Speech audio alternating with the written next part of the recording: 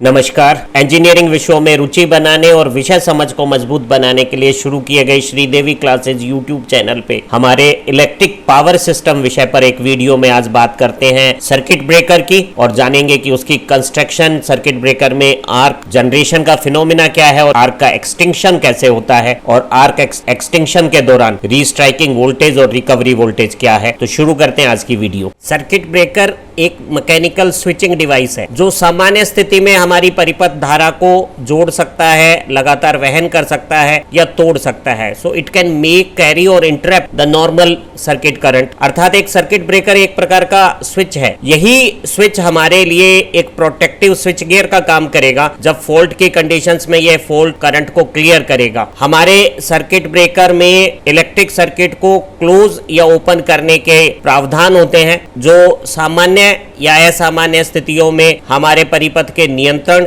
या हमारे शक्ति तंत्र पावर सिस्टम के बचाव के काम आते हैं। हम एक इलेक्ट्रिक सर्किट ब्रेकर को मैन्युअली ऑपरेट कर सकते हैं और इसे ऑटोमेटिक रिले से भी सर्किट के प्रोटेक्शन और कंट्रोल के लिए ऑपरेट किया जा सकता है। हमारा जो मॉडर्न पावर सिस्टम है उसमें बहुत अधिक वोल्टेजेस और करंट के कारण सर्किट ब्रेकर को बहुत ज्यादा पावर हैंडल करनी होती है। तो सर्किट ब्रेकर में एक बहुत बेहतरीन इंसुलेटिंग मीडियम और डिजाइन होती है जो हमारे इलेक्ट्रिक सर्किट की ओपनिंग और क्लोजिंग के समय जो इलेक्ट्रिक आर्क बनता है उस आर्क को इंटरप्ट करने का काम बहुत सेफली और रिलायबली कर देती है। सर्किट ब्रेकर के कार्य सिद्धांत को समझते हैं। पहले संरचना देखते हैं। सर्किट ब्रेकर एक तरह का एक बंद चैम्बर है। इस बंद चैम्बर के अंदर एक फ्लूइड फॉर्म में इंसुलेटिंग डाइलेक्ट्रिक मीडियम है जो कोई लिक्विड या गैस हो सकता है और इस फ्लूइड इंसुलेटिंग मीडियम में हमारे पास दो तरह के कॉन्टैक्ट्स हैं। एक जो चलते हैं, मूविंग कॉन्टैक्ट्स हैं, और एक जो अपनी जगह पे रुके हुए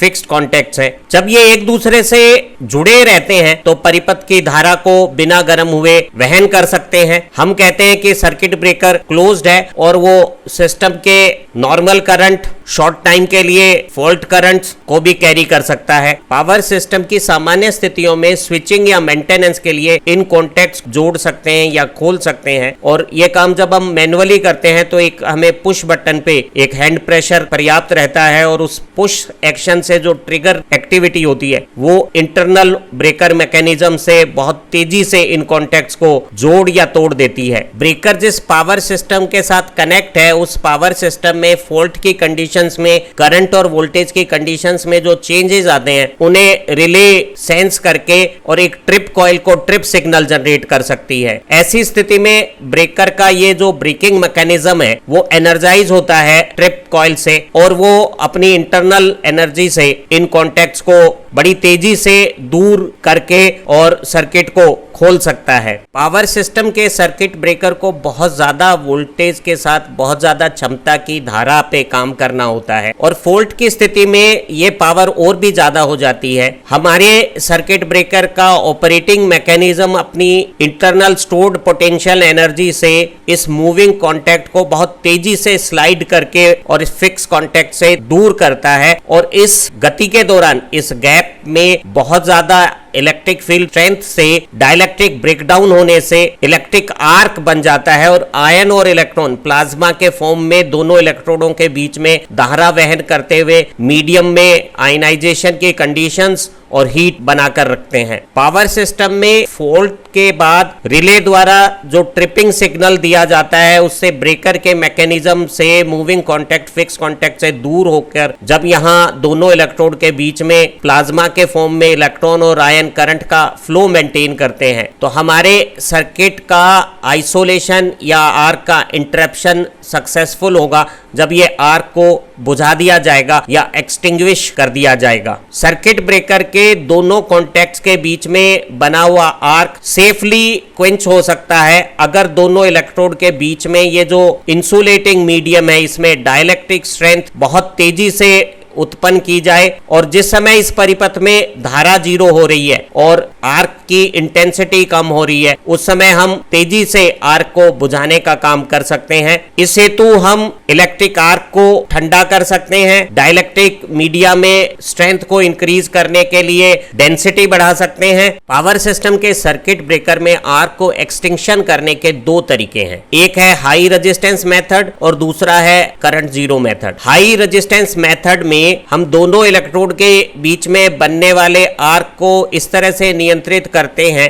कि आर्क बनाने वाले परिपथ का रेजिस्टेंस समय के साथ तेजी से बढ़े और परिपथ में धारा इतनी कम हो जावे कि वो आर्क को जारी रखने के लिए आवश्यक हीट का निर्माण ना कर सके। इस तरह के जो सर्किट ब्रेकर है वो केवल कम शक्ति के एसी या सभी डीसी सर्किट ब्रेकिंग में हम इस्तेमाल कर सकते हैं। परिपथ की धारा की तीव्रता को घटाने के लिए जो रेजिस्टेंस बढ़ाने का तरीका हम सर्किट ब्रेकर के सेपरेट होते हुए कॉन्टैक्ट्स के बीच में बनाते हैं, इस हेतु हम बहुत सारी चीजें एक साथ करते हैं। हम आर्क को किसी एयर के फ्लो से या ऑयल में बनने वाली गैसेस से कूलिंग करते हैं और हीट को बाहर निकालकर और दोनों इलेक्ट्रोड के बीच में ठंडा डाइलेक्ट्रिक स्ट्रेंथ वाला मीडियम डालते हैं, जिससे हमारे दोनों इलेक्ट्रोड के बीच में रेजिस्टेंस तेजी से बढ़े। हम दोनों इलेक्ट्रोड को सेपरेट करके गैप और आर्क की लेंथ बढ़ाते हैं। सर्किट ब्रेकर में हम कुछ ऐसे आर्क शूट्स इस्तेमाल करते हैं जो आर्क को स्प्लिट कर देते हैं, टुकड़ों में बांट देते हैं और हम आर्क को एक्सटर्नल फोर्सेस से सिकोड़ कर और उसके क्रॉस सेक्शन को घटा के आर्क का रेजिस्टेंस बढ़ाने का काम करते हैं। इस तरह के हाई रेजिस्टेंस मेथड का एक सीरियस ड्रॉबैक है आर्क क्विंचिंग प्रोसेस में जो आर्किंग सिस्टम हीट पैदा करता है वो सारी हीट सर्किट ब्रेकर के अंदर होती है और अगर ये बहुत ज्यादा पावर का सर्किट ब्रेकिंग है तो हम इस तरह से हाई रेजिस्टेंस मेथड से सक्सेसफुल आर्क को क्विंच नहीं कर सकते हैं। सभी हाई पावर के अल्टरनेटिंग करंट पावर सिस्टम्स में आर्क इंटरप्शन के लिए हम जीरो करंट की कंडीशंस में सर्किट ब्रेकर में करंट को इंटरप्ट या क्विंच करने का काम करते हैं। हमारी सप्लाई फ्रीक्वेंसी अगर 50 हर्ट्ज हो तो हमें पता है कि 1 सेकंड में 100 बार हमारी परिपथ की धारा शून्य होती है और जीरो करंट के कंडीशंस में सर्किट में आर्क की इंटेंसिटी जब कम होती है उस समय हम ऐसी परिस्थितियां बनाते हैं कि परिपथ की धारा दोबारा बन नहीं पाए और ऐसी स्थिति में सर्किट ब्रेकर के अंदर बनने वाला आर्क सक्सेसफुली एक्सटिंक्ट या बुझाया जा सकता है। इस आर्क एक्सटिंक्शन प्रोसेस में हम परिपथ के प्रतिरोध को कम ही रहने देते हैं। जो धारा की जीरो कंडीशंस पे जो परिस्थितियां बनती है उसी परिस्थितियों का प्रयोग करके हम आर्क को दोबारा रीस्ट्राइक होने से रोकते हैं। आर्क को रीस्ट्राइक होने से रोकने के लिए हम दोनों इलेक्ट्रोड के बीच में जो इंसुलेटिंग डाइलेक्ट्रिक मीडिया हम यूज कर रहे हैं उसकी डाइलेक्ट्रिक स्ट्रेंथ को इतना बढ़ा देते हैं कि दोनों इलेक्ट्रोड के बीच में जो आर्क के बाद वोल्टेज रीस्ट्राइक के लिए जनरेट हो रही है वो वोल्टेज इतनी पर्याप्त ना रहे कि हमारा इंसुलेटिंग मीडिया में ब्रेकडाउन हो और आर्क बना रहे। दो सिद्धांत इस तरह के आर्क इंटरप्शन को समझाने के लिए प्रयोग किए जाते हैं। एक स्लैपियन की रिकवरी रेट थ्योरी है। रिकवरी रेट थ्योरी के आर्क एक्सटिंक्शन सिद्धांत के अनुसार करंट जीरो के बाद आर्क बुझ जाएगा, एक्सटिंग्विश हो जाएगा अगर हमारी जो रीस्ट्राइकिंग वोल्टेज की जो रेट ऑफ राइजिंग है दोनों कॉन्टैक्ट्स के बीच में वो तो कम हो और हमारे दोनों कॉन्टैक्ट के बीच में जो डाइलेक्ट्रिक स्ट्रेंथ का जो बिल्टअप है उसकी रेट ज्यादा हो तो आर्क बनाने वाली वोल्टेज रीस्ट्राइक करने वाली कमजोर रह जाए और इंसुलेटिंग मीडिया में डाइलेक्ट्रिक स्ट्रेंथ बढ़ जावे तो आर्क दोबारा बन नहीं पाएगा। करंट जीरो पे एक बार जब वो जीरो हुआ है तो उसके बाद दोबारा बढ़ नहीं पाया है और हमने डाइलेक्ट्रिक मीडिया की रिकवरी रेट से आर्क को एक्सटिंक्शन या बंद कर लिया है या बुझा दिया है। एक दूसरे आर्क एक्सटिंक्शन थ्योरी के अनुसार जो केजी ने दी है एक एनर्जी बैलेंस है। आर्क हीट एनर्जी पैदा कर रहा है और हम कोई ब्लो से हीट एनर्जी को बाहर निकाल रहे हैं। अगर हमारी कूलिंग की रेट तेज हो और आर्क में हीट बनाना कमजोर हो जाए तो आर्क अपनी एनर्जी से स्वयं को बना नहीं पाएगा, टिका नहीं पाएगा और वो बंद हो जाएगा। और इस तरह से कूलिंग करके आर्क को बंद करना energy balance theory of arc extinction है। जब सर्किट ब्रेकर में हम करंट जीरो की कंडीशन पे आर्क को क्विंच करने जा रहे होते हैं उस समय ब्रेकर के ओपन कॉन्टैक्ट्स के बीच में एक हाई फ्रीक्वेंसी की तेजी से बढ़ती हुई ट्रांजिएंट वोल्टेज कॉन्टैक्ट्स के बीच में पैदा होती है जिसे हम रीस्ट्राइक ट्रांजिएंट वोल्टेज बोलते हैं। इस ट्रांजिएंट रीस्ट्राइकिंग वोल्टेज के उत्पन्न होने का जो कारण है वो हमारे परिपथ में लाइन में सीरीज में इंडक्टर और शंट में कैपेसिटर का इफेक्ट है और इंडक्टर का मैग्नेटिक फील्ड और कैपेसिटर का इलेक्ट्रिक फील्ड एक दूसरे में एनर्जी का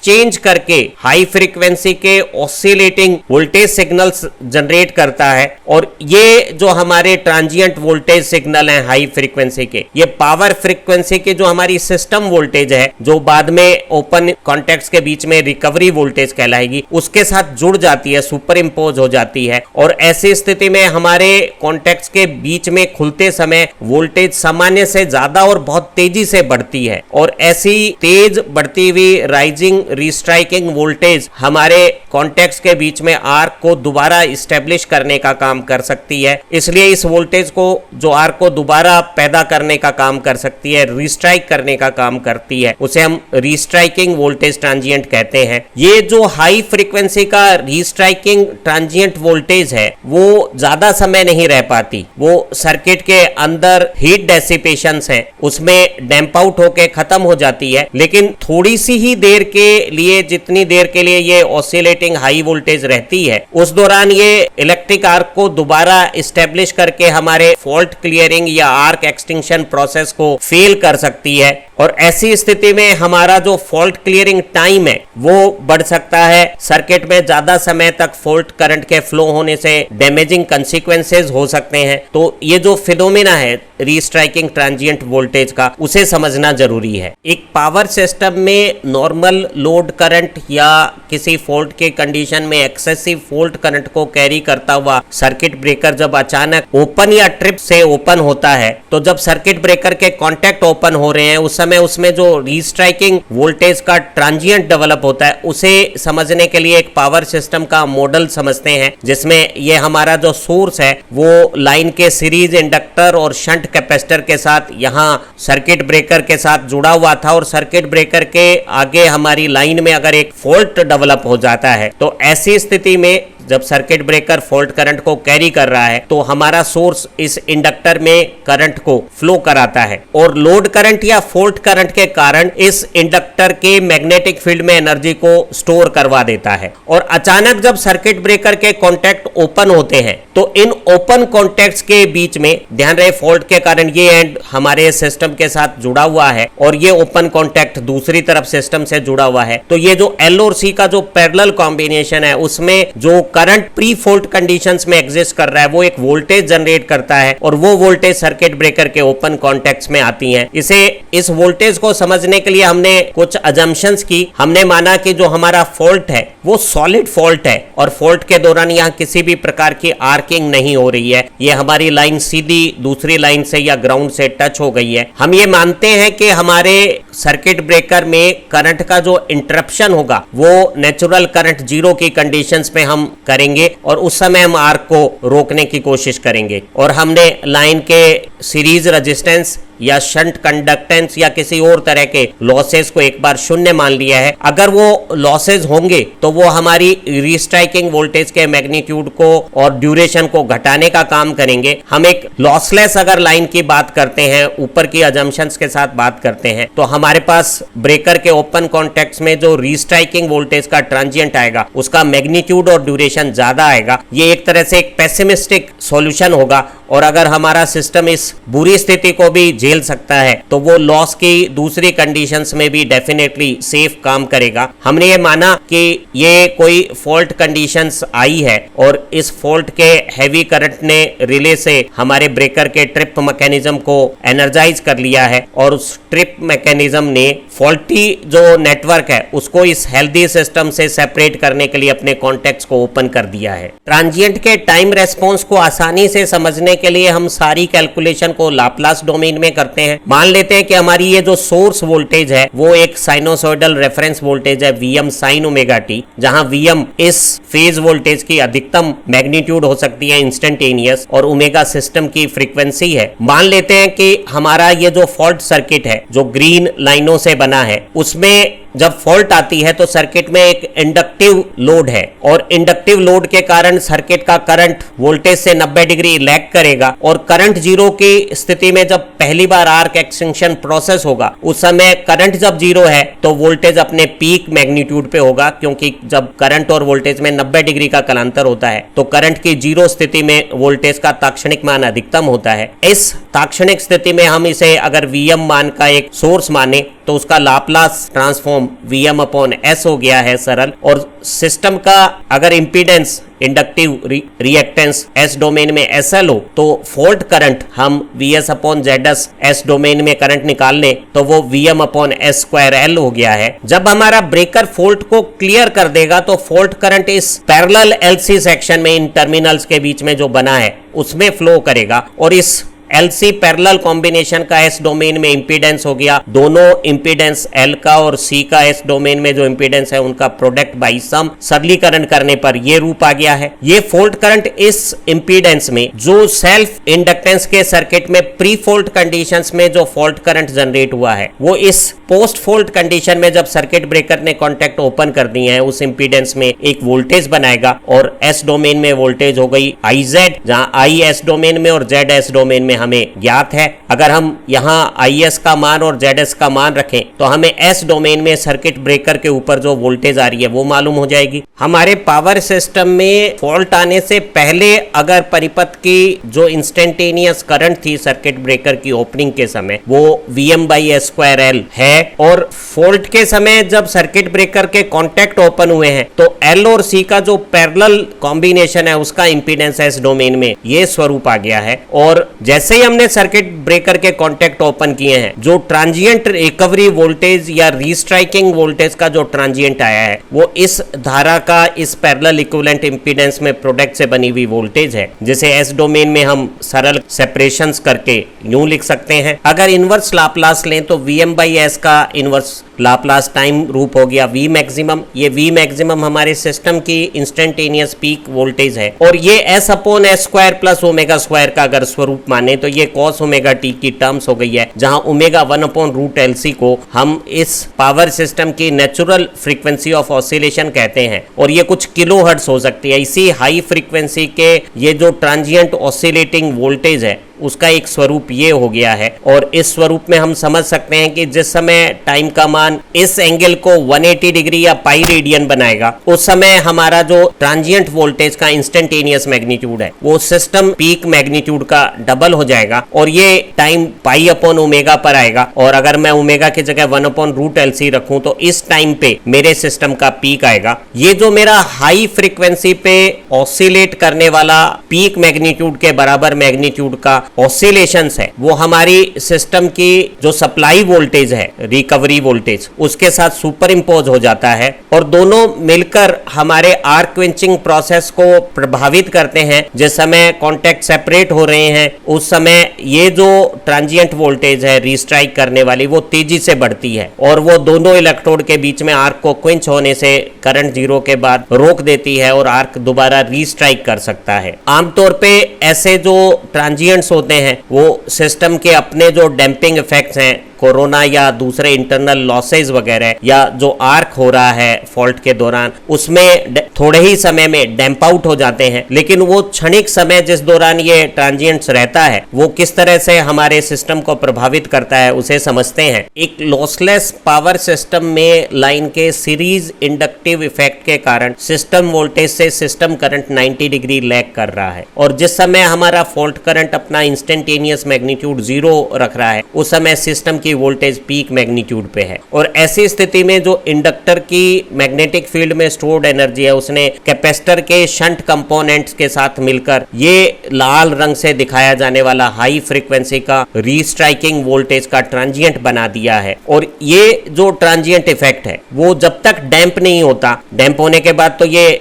हमारी जो वोल्टेज है वो सिस्टम की रिकवरी वोल्टेज हो गई है, उससे पहले हमारे दोनों सर्किट ब्रेकर के कॉन्टैक्ट्स के बीच में एक हाई वोल्टेज बनाता है और इस वोल्टेज का मैग्नीट्यूड सिस्टम के पीक मैग्नीट्यूड से डबल हो जाता है और इस अंतराल में हमारी वोल्टेज बहुत तेजी से दोनों कॉन्टैक्ट के बीच में राइज करती है। और ये rate of rising of restrike voltage अगर हमारे दोनों कॉन्टैक्ट्स के बीच में डाइलेक्ट्रिक स्ट्रेंथ के बिल्टअप से भारी पड़ जाती है तो ये जो ट्रांजिएंट है वो दोनों कॉन्टैक्ट्स के बीच में आर्क को रीस्ट्राइक करा सकता है। एक इफेक्टिव आर्क क्विंचिंग क्विंचिंग के लिए जरूरी है कि हमारी जो डाइलेक्ट्रिक स्ट्रेंथ में जो राइज हो रही है वो ज्यादा होनी चाहिए और जो राइज ऑफ रीस्ट्राइक वोल्टेज है वो उससे कम रहनी चाहिए। अगर ये ट्रांजिएंट वोल्टेज का एक्सप्रेशन है तो अगर हम इसे डिफरेंशिएट करें तो हम इसका dV/dt निकाल सकते हैं और जो maximum rate of rise of reverse recovery voltage है वो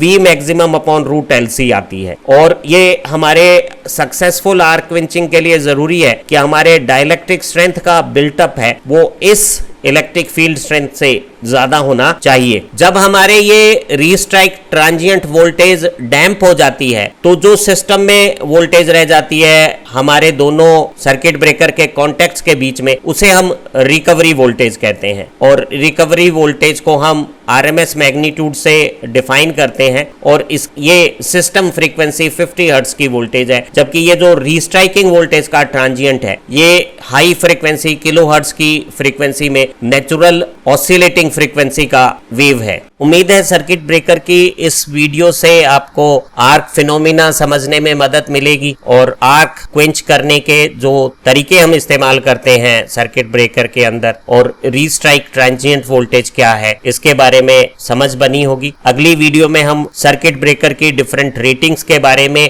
और जो अलग अलग तरह के जो डाइलेक्ट्रिक मीडियम हम सर्किट ब्रेकर में यूज करते हैं ऑयल, SF6 या वैक्यूम के बारे में बात करेंगे। आप अच्छा पढ़ें, तरक्की करें। Have nice time, happy learning. Video देखने के लिए धन्यवाद।